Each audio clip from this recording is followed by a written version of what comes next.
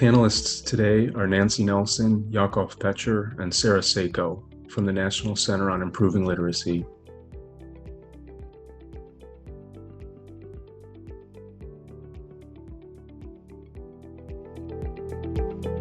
What is screening? Universal screening in a school context, that's what we're talking about here.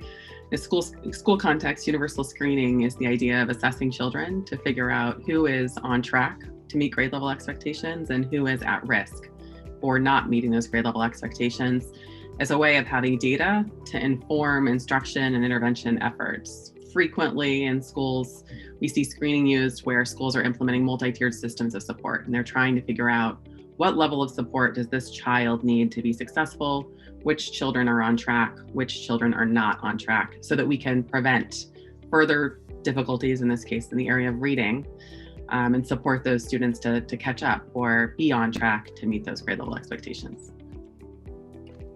Yeah, I think that's a really good definition, Nancy. One of the things I think I hear a lot, both kind of in the field, but also experience as a parent, is when you say a word like screening, there can be a lot of fear in that, like it's a bad thing. And so there might even be something to us kind of saying, well, at its core, screening is just a form of assessment, and teachers are always kind of assessing. And I don't mean assess kind of with a capital A, where it's administering, some kind of paper quiz or assessment to grade them on. Assessing is really just this idea of collecting information and then based on that information, trying to do something about it. And so teachers are always trying to assess how kids are learning.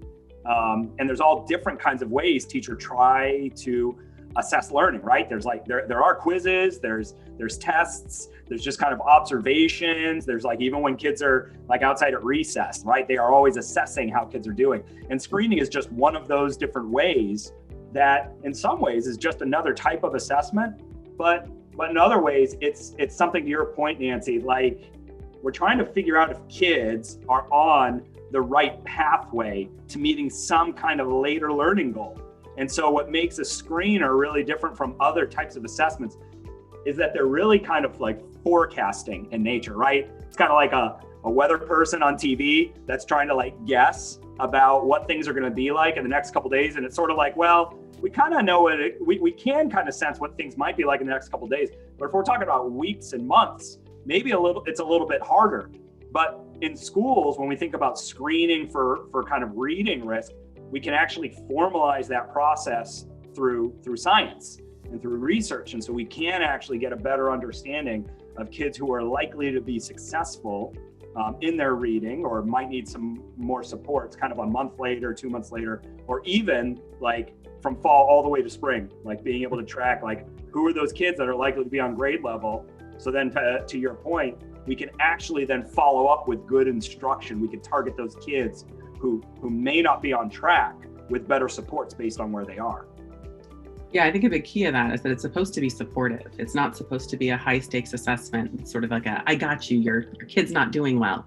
Yeah. It's supposed to be a way for schools to have data to support their decisions about resources so that they can help kids. What about a fear factor with screening? I really feel happy that you acknowledge that, and we're circling back to that piece, because something that I hear often from families is they don't quite understand what the purpose of screening is. And so just hearing Nancy and Yakov explain what the purpose is really helps to normalize it for parents. And I think as schools think about what screening tools they're using and what process they're using to screen, they can also be thinking about how they're communicating that to families in a way that helps them to better understand the goals of screening, and then have an opportunity for them to be able to learn and ask questions about how it affects their child. Yeah, that's really good, Sarah. And I'm curious, just because I think, Sarah and Nancy, we're all in different states right now. We're all parents as well. And I'm really curious, I know some of my experience with the communication piece. I have parents coming to me a lot when they get their letter in the mail about how their child did on the screener. And it's almost like when I read it, it's very formulaic, it's very didactic, right? So what I mean by formulaic is you've got the template opening, you've got the template closing, and then you have just the description of what happened, which is always like, dear parent, we're reaching out because your child failed a screener. And because of that, they're going to be getting tier 2 interventions, which means 90 minutes of, reading support, et cetera, et cetera. We will reevaluate your child a few months later. And they freak out about that. And I spend a lot of time trying to calm their nerves of like, no, tier is not a bad thing. It's just talking about, in some ways, how much instruction they'll get and in what format they'll get. It's in line with a policy. It's not, the conventional, I used to hate these things and I kind of still do. It's not like it's the turtle group and the cheetah group of reading. It's about, your child performed at a certain level and they want to make sure they can get back on track so that they're going to provide some extra supports. Does that vary by state? Is that something you both hear in your experience? And what do we really do to try to, Sarah, to your point, what do we do to improve the communication about MTSS, about screening? Like, what does that look like, do you think? Yeah, I certainly share that experience in Maryland, Yakov, where I live. And I think across all the states, there is likely in many states some form of parent notification, whether it's required or recommended, for those states that have dyslexia laws. And so it's sort of going beyond that mindset in my mind about how we approach families as partners and think about, if we were to create this letter notifying parents, what is minimally we need to have in it, but then what else do they truly need for them to be partners in this work? And it goes beyond just saying your child is in need of an intervention and they performed, in this way on this screening. And so I think there's small tweaks that could be made, to those parent notification letters that could really strengthen them. Just simple things like having someone to contact for further information and to ask questions, to learn about the kinds of intervention approaches that the school is going to use, and to have conversations about that can be really powerful for a parent to feel as if they're well informed about next steps. I think that's really important, Sarah, too, just the language around it. I work as a parent locally in Oregon. I hear from other parents about their reluctance for their children to participate in even screening assessments. And then I hear reluctance from teachers and educators who are worried about sharing the results of screening assessments with parents and families. And I think a lot of the disconnect relates to some of the language that's used to describe the results. Like even saying your child requires intervention. Your child doesn't require intervention. The school wants to provide the child with intervention to support them to become a proficient reader. They could not give them intervention, but that would be unjust, right? We want kids to do as best as they can within the school system in reading. The other thing you said, Sarah, that I think is an important point is in Oregon, we have requirements around notifying parents related to screening results for dyslexia. So when we're screening for dyslexia risk, there's notification requirements. But when we're screening for general reading risk or, sort of broad reading difficulties, we don't have any requirements around that. And so the general population doesn't get a lot of information unless schools or teachers decide they want to distribute it. And I think that disconnect is, kind of, for lack of a better word, dangerous too, because, as a parent, you want information, you want to know how your child is doing, and those scores can provide some really objective information for parents, so long as they're explained well, and, communicated around this idea of support. That's a great and important distinction, Nancy. I'm glad you brought up the universal screening versus dyslexia laws notification piece. Absolutely. One of the things that stirs up for me as you guys were both talking, and this is because I'm, as in my research, right? My work is more as a methodologist. I'm a statistician. So I'm kind of like crunching numbers, collecting data. I'm not in the classrooms. And I'm not working with the parents the way you both are. What is your sense, if at all, when it comes to kind of getting those letters in the communication, like does distrust of whether it's teachers, school systems, like when you get that kind of letter, is that part of that fear at all? Is not just because of the child, but kind of like, can the school really support my child? They don't really know what's best for my child. Is that also an aspect, or is that just, there's some science that kind of talks about distrust of educational systems? Does that enter into kind of the screening frame at all, or is that, separate? I think it does. And I think that if there's strong communication as part of the way that the school does things around family-school partnerships, then there may be fewer families that feel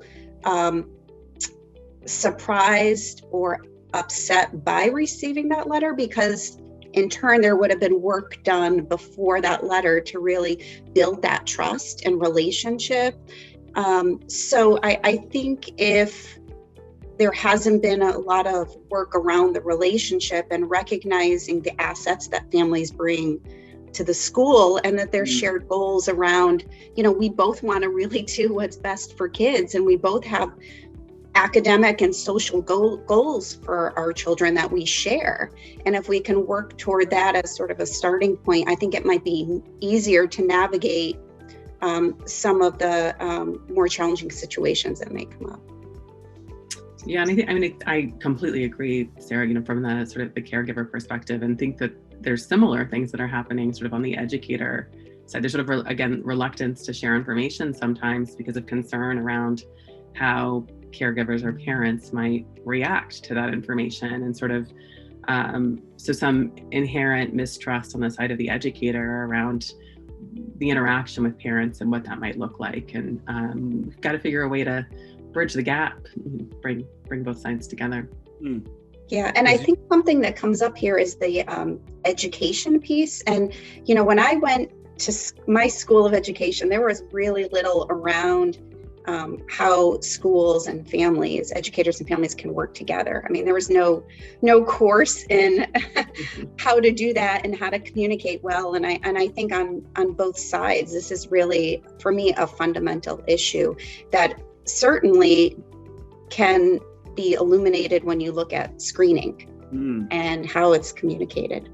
Well, it's interesting because I find that Nancy and all three of us, we collaborated, right, on that paper with a number of our colleagues in the special issue in Reading Research Quarterly on translational science, right? Because what we recognize as scientists and practitioners is that there is this huge gulf between the science that we're doing and then the ways that we communicate by our science.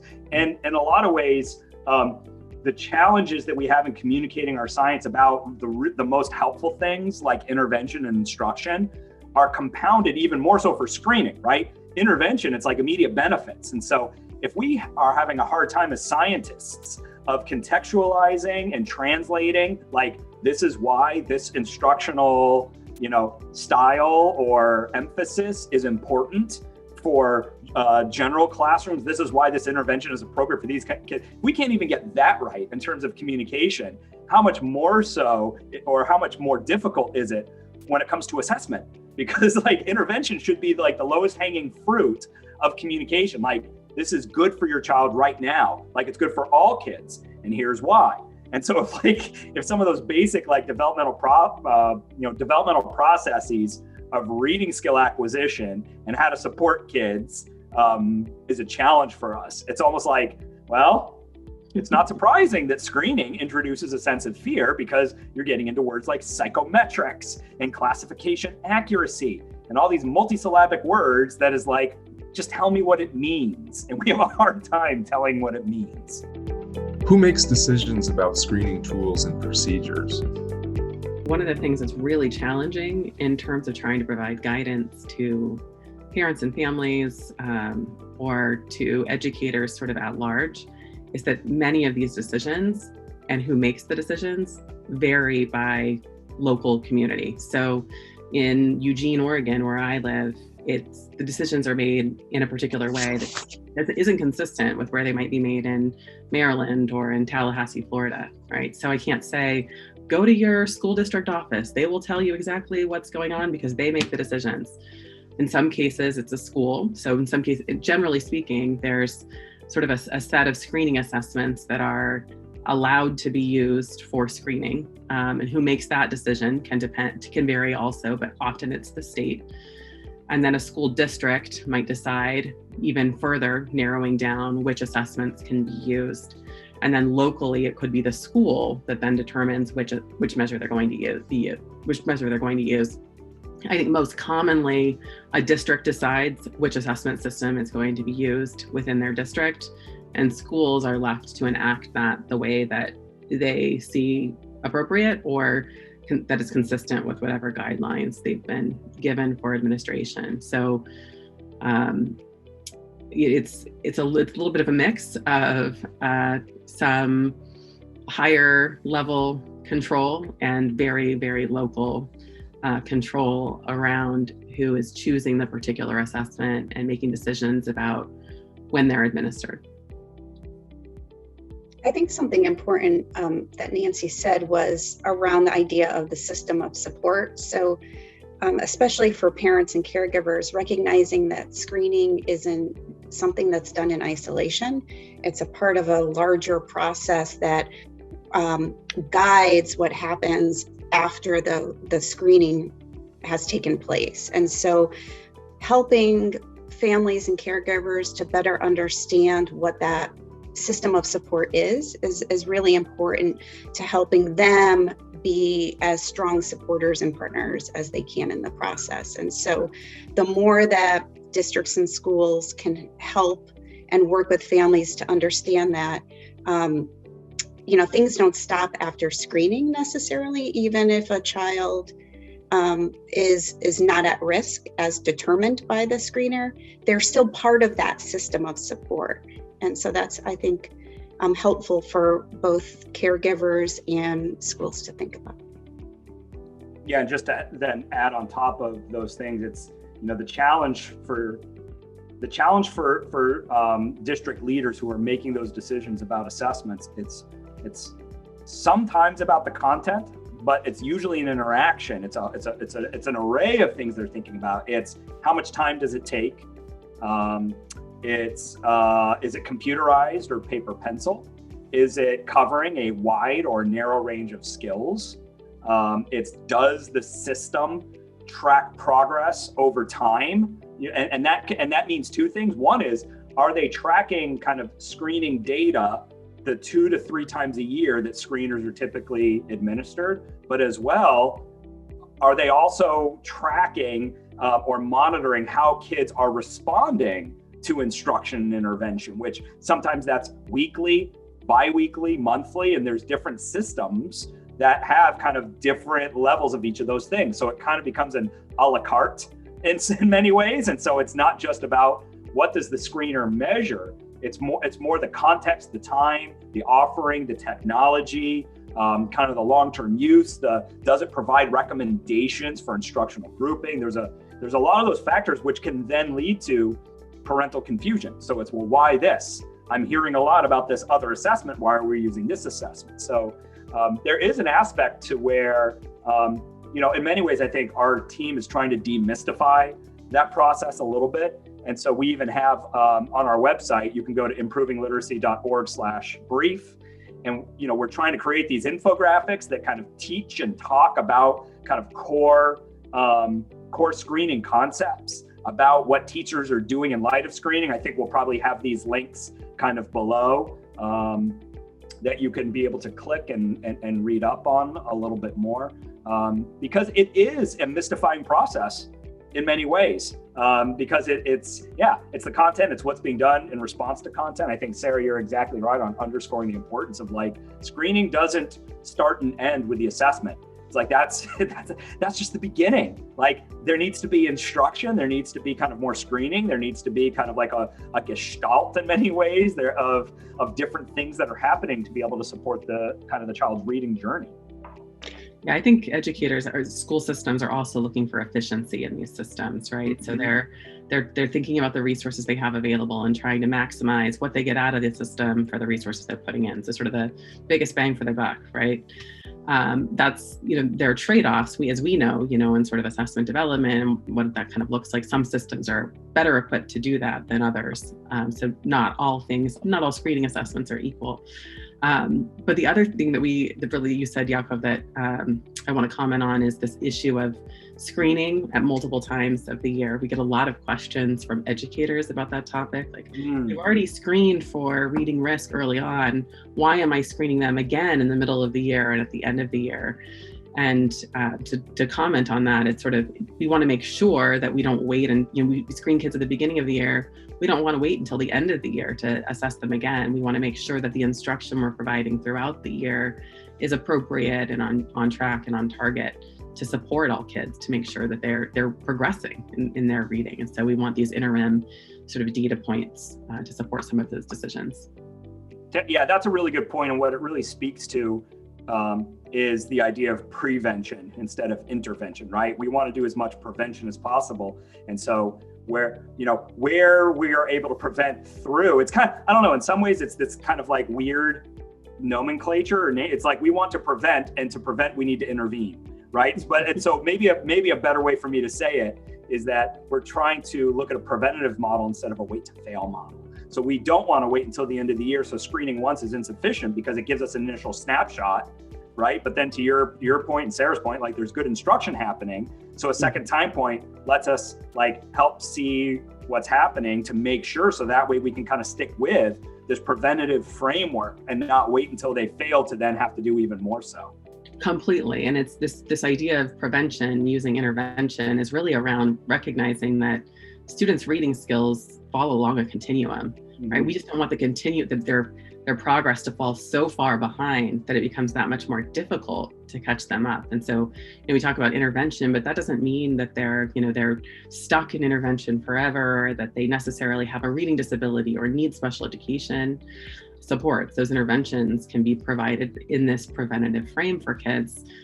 So assessing, periodically in an interim way to make sure they're on track and providing those supports is a way of trying to prevent that issue of more substantive, sort of intensive intervention being needed in the first place. And that's, really at the core of medical models, right? So if we go to a doctor and they kind of take our blood pressure, right? They're kind of screening for hypertension. And if there's a blood pressure issue, they'll give medicine, they'll prescribe exercise, they're wanting to intervene so that way there isn't this issue later, whether it's, stroke, heart attack, or otherwise. It's like, let's do some preventative medicine with these light interventions to try to remediate something that we saw. Before you ever have to go into the hospital and have surgery, for example. Right. That would be the intensive intervention in that case. Yeah. That's good. Who should parents and caregivers go to with questions and concerns about screening and their child's reading progress? I mean, I think we're all parents or caregivers, so we probably could really imagine this happening. And I think, for me, I would go to the teacher first because, I want to continue to build that relationship with the teacher and the trust that we have in each other. So that would be my inclination, would be to go there first to ask for questions. And hopefully we would have a productive conversation about screening. And if I would hope that if the teacher doesn't have answers, that they would feel comfortable saying so and being able to find out answers for me, and whether that's us going together to a reading specialist to get more information, to the principal, to someone else in the district, then that would be sort of the path that I would envision. Completely agree, Sarah. Yeah, and starting with the teacher, building that relationship, and then working together to navigate other channels as needed to get answers to the questions makes total sense to me. For more information, please search the National Center on Improving Literacy resource repository for screening at www.improvingliteracy.org.